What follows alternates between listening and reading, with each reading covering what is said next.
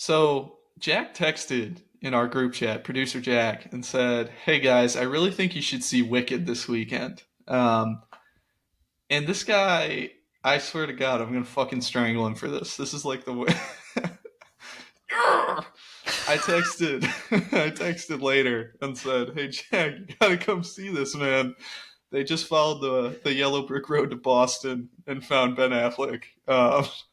And honestly, I think that would have been a better movie for me. But Ty, I want you to go through your theater experience first because I had a pretty good one. Okay, so it's not on my ticket, but I have to tell this story. My mom and I went, and she had plans later in the night. The only theater that showed an optimal time for her was NCG. Like, ah, shit, we're going to NCG, Ghost Town, for the biggest movie out right now. We pull up at 7:30. The parking lot was packed. Like, had a tough time finding a parking spot at NCG. That's crazy. I can't remember the last time that happened. But roll in, the lines for the concessions are packed. The line to get your popcorn filled up, like you got to sit and wait for a second. It's like, holy shit, people showed up for this. Get to our theater. It's theater one, packed house. Like, all the theater kids showing up for Wicked. It was really cool. Theater's black at 7:30 when the movie's supposed to start. Like, does someone go say something? The manager comes in. Hey, we couldn't get the trailers going, so we're just gonna start the movie. Uh, you go use the bathroom if you need to, but we're gonna start in like 2 minutes. So super fitting from NCG. Just everything goes wrong there now. But my ticket reads, um, oh man, as someone that hasn't seen the musical and isn't that into musical movies, it's hard to say this was a blast. However, between some of the awesome set pieces, great music, and great performances, it'd be impossible not to give it a high movie grade. Blast grade B minus, movie grade A. I think there's a lot here to like from a movie perspective. I liked a lot of the music. I respect a lot of the production and set design. Thought it was pretty nifty. And I think the third act is about as fastball as it gets. I had a good time, not great time, only because I'm not a fan of Wicked, like an established fan, and I'm not a musical guy or like an established musical guy, but enough here to keep me entertained for the most part. All right, you ready for mine? Hold on, double D plus, Lower. Mr. um, No Fun. so Ty, I walked into the movie theater, and AMC Classic 14 and normal is about the same level as NCG, and everything always goes wrong. There were showings for Wicked every 30 minutes, going all the way to 10:30. I walked in at 9:59 p.m. What showing do you think they sold me a ticket to? Red one. I wish. No, 9:30. So I walked into the theater, and I don't think I missed that much because this place shows an absurd amount of trailers. So I walked in when she was like going to leave, when Galinda was going to leave, and then came back down and like popped her bubble and was like, "Oh, I guess I'll keep telling the story." And I sat there for an hour and 20 minutes, and then I did this thing that I've only done once in my life before this, and I walked out. Oh my gosh, with Morgan with you? Morgan was not with me. If she was there, I would have stayed, but she was actually part of the decision making process. I was like, man, I had a shitty week of work. Am I really going to sit here for another hour and 15 minutes? Sorry, hour 25. Or should I just go home and spend some fucking time with my girlfriend? And I decided I had seen enough of Wicked to make this pod. And so I left the theater. Um, and I think that was the right decision. And part of the reason is that this is Wicked Part 1. And Ty, the runtime of this movie is 2 hours and 40 minutes. Do you know what the runtime is of the entire Broadway musical? 2 hours and 45 minutes. Correct. And the director of this movie said that there was way too much in the original to really do justice in one movie. My guy, that just means you're a bad writer. the the greatest musical like of the last like 20 years. Basically, you have the template but can't get it down to one part. I can't believe that. It's a 2 hour 45 minute musical. How does it turn into a 5 hour movie? That is fucking insane to me. And like something I was taught a lot in my screenwriting classes about word economy and about how to get the plot moving as quickly as possible and making sure you're not just including unnecessary things. And honestly, I wasn't even seeing a lot of that, but there has to be a way to get it to a 2 hour 45 minute movie if the play is 2 hours and 45 minutes. I refuse to believe that there's no way they could have done that. Well, either way, I I I'm picturing the meme of the guy turning away after digging away looking for diamonds, and just before he gets through the crack, there's the pile of diamonds. The third act, there is a lot to like. So, did you leave before they get to Emerald City? I laughed, or sorry, I left and laughed during the really weird club dance scene. Oh my gosh, you didn't like the club dance scene? So I felt Are like Glinda and Elphaba like in a relationship? no, they're just friends. Oh, I I fully think. thought they were in love. I completely thought they were in love watching this movie. No, there's a love triangle that evolves, but I felt I'm guessing we had similar feelings throughout the movie. I was dead tired seeing this one, and someone that's not into musicals hasn't seen Wicked. It was going to be a tall task to get me invested, but there were a couple scenes that, like, I sat up on the edge of my seat, felt the energy from the crowd, and got locked in. One of them is the split screen um, Mm, musical portion where they're each on their beds in their like shared dorm room. Felt locked in there. When the prince gets introduced and he gets his like solo, I was convinced you were going to introduce me as the prince on the pod, but you probably walked out at that part. And then everything after they get to Emerald City is pretty damn good. I understand the hype for this stuff. Like even interesting. without even being a Wicked guy, did you at least like the production value here? Like no CGI to my knowledge. The animals weren't all CGI'd. They Of, looked all of course, CGI'd to of me. course. I mean, the goat, but the set pieces are there's no. It doesn't look like any green screen until we get like the wide shot of Emerald City. But the set pieces are pretty damn good. Yeah, and I mean, who knows? Maybe they just reused stuff from the musicals there, or had people from the musical come on and work on that. Like that is a telltale sign of a good musical. But I don't know. The concept of Wicked itself is interesting to me because it's a backstory to a dream, which is so funny to think about. Like Oz as a whole, like in its originality, is just Dorothy's dream. So seeing the backstory to this, like, it's so wild to me, and I think that's fun. All right, question for you. Um, did you actually go see this movie?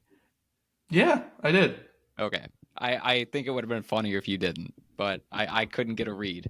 So I what really was want. the I moment? wanted to stay home. I really did. But luckily, AMC Classic 14, since it sucks so bad, the tickets are only $7 on a weekend night, and I forced myself to go. I did watch the first hour and 20 minutes. I walked out at the weird dancing. Interesting. So I felt like that weird dancing you're talking about was one of those moments for me where I I understood or like got locked in a little bit, where they finally become buddies, Galinda and Alphaba. Um, I don't even know where to start with you. Like I don't know where to talk.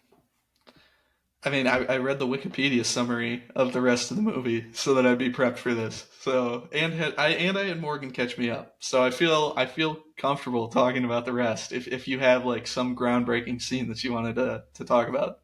Well, since this is a two-parter, we don't get the full Wicked story like you do in the musical, and there is a part that I caught on to the first 5 minutes of the movie when we're getting Alphaba's backstory. Her mom has an affair and then has a kid with the person she had an affair with. Within 5 minutes, I was like, "That's Oz, guaranteed." It doesn't come up the rest of the movie, but I guarantee in part two that it will be this big reveal that Oz is Elphaba's dad. Interesting. Um, yeah, I have no background on the actual thing either. My background on this is, I think the last Wizard of Oz content I watched actually was Oz the Great and Powerful, starring James Franco. Did you like that one? I remember seeing it in theaters. That's the last time I saw it, and I thought it was aggressively okay.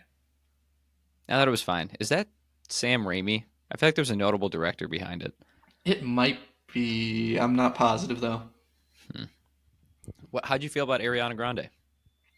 I can't stand her voice. She's like Aquafina for me, where just like everything she says, I can't take the itch in my brain or something. I don't know. I can't stand their voices, and it actually made me wonder: is Wicked any different if Aquafina is the lead? Yes, it is. I think you need a great artist to play the role of Galinda for those singing pieces. I think that I don't think she's miscast. Per my Wicked fans of the play, she did a really good job as Galinda, but I'm not understanding the hype surrounding Grande in this project. Like I feel like she is completely outclassed by Cynthia Erivo here. That is what I felt for the first however long I saw.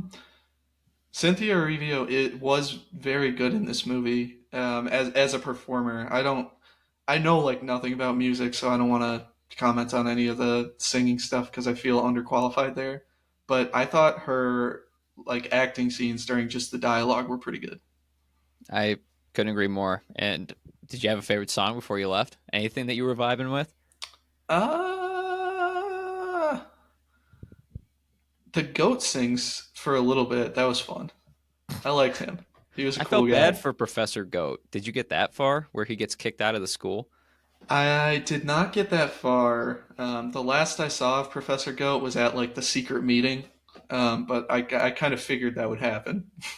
Yeah, he loses his voice, goes Animal Farm style. How'd you feel about the presentation of themes? I feel like it hits on some heavy themes, but at a PG level. It does. It felt like they had something to say, and this is a musical that I think is made for like probably 10 to 15 year olds. I would say is that like fair or no?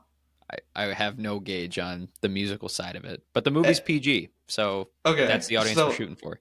yeah, I think that's fair then. So if their target audience is like 10 to 15, I think it introduces some interesting themes about I like the major one I'm seeing here is racism, and I both from the animal's perspective and from Elphaba's perspective, I feel like it was pretty surface level though, and did it in a way that I thought was a little bit ridiculous. Like for every single person, every single time, to be like completely freaking the fuck out that she was green, I think is a little bit ridiculous. So at first, I was kind of getting irritated with the same thing. It felt pretty surface level, too on the nose, if you will. But I kept forgetting it's a PG movie, a movie that Hmm. I felt like was pretty surface level. I mean, when I go back and revisit Remember the Titans, it's pretty surface level on the themes they're diving into. But it's a PG movie. Like you're trying to teach and convey these themes and messages to a younger audience. It's not like Green Book where it's so surface level for an older audience and it's disgusting. I really can't stand Green Book, man. I can't believe that won an Oscar. Yeah, that's pretty awful. Yeah. That and Coda.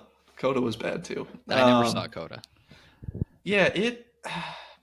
I guess I get what you're saying. So maybe we're just out of the age range. Like, if we were introduced to Wicked at a younger age, do you think that it hits a little better for us? Maybe. I don't know cuz yeah, if you've seen the musical, I think you're going to like this movie cuz I knew going in. I'm not a Wicked fan, but I can at least acknowledge like just gut feel. It seems like they're honoring the musical. Like they're hitting all the beats. They want to make sure that every Wicked fan is satisfied. They made it for the fans, and for that, it's hard for me to be upset. Yeah, I'm grimacing because I think if they made it for the fans, it would have been one part. That's what I'm gonna say. I think the fact that this was split into two parts, I don't think that the writing can be that lazy. And it has to just be like, okay, well, why release one movie when we can release two and make double the money? Yeah, I get that. But then what about like Deathly Hollows or Goblet of Fire? Like I feel like now that I'm a Harry Potter guy, Those are like 700-page books, though. I mean, your source material is a lot vaster there. And even there, I think that those movies could have been shorter.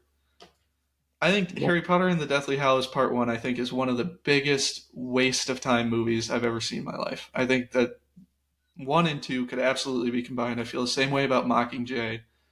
Sorry, Jack. I feel the same way about what's the other one that did that? It wasn't that long ago. Maze Runner. I never. I think I only saw the first Maze Runner with Dylan O'Brien, right? Lucky man, yeah. The first one was good. The others were pretty hard to get through. But I don't know. Something just rubs me the wrong way about the whole situation.